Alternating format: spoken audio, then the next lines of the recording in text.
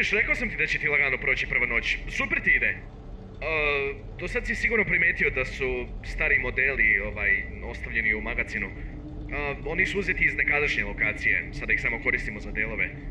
Prvo smo htjeli da ih popravimo nekako, pokušali smo čak i da ih nekako unapredimo sa novijom tehnologijom, ali su baš bili ružni, kontaš. Da, vala su ih smrdljeli. Pa firma je odlučila da krene drugim putem i napravi ih prikladnijim za klince.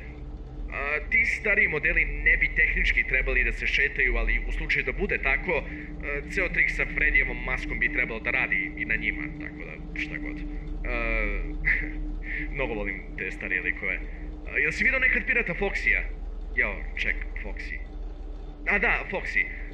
Ej, slušaj, on je oduvek bio malo zeznut. Ne vjerujem da bi trik sa maskom uspeo sa Foxyjem. Ako si iz nekog razloga aktivira tokom noći i vidiš ga kako stoji čak na kraju hodnika, samo ga bljesni par puta sa lampom s vremena na vreme.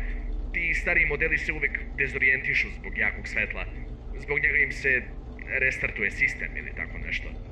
Sad kada razmislim, ne bi ti škodilo da probaš to u bilo kojoj sobi gdje se može naći neko koga ne želiš. Možda ih zadrži na mestu na par sekundi. Vjerovatno i noviji modeli imaju taj problem također. Još jedna stvar. Nemoj da zaboraviš muzičku kutiju. Biću iskren, sad nikad nisam voleo onu lutku ili šta je već. Kao da nekako misli. Može da ode gdje god. Ne vjerujem da će trik sa maskom da upali u tom slučaju, tako da samo obrati pažnju na kutiju. U svakom slučaju, siguran sam da neće biti problema. Tebi želim laku noć, pa se mi čujemo sutra.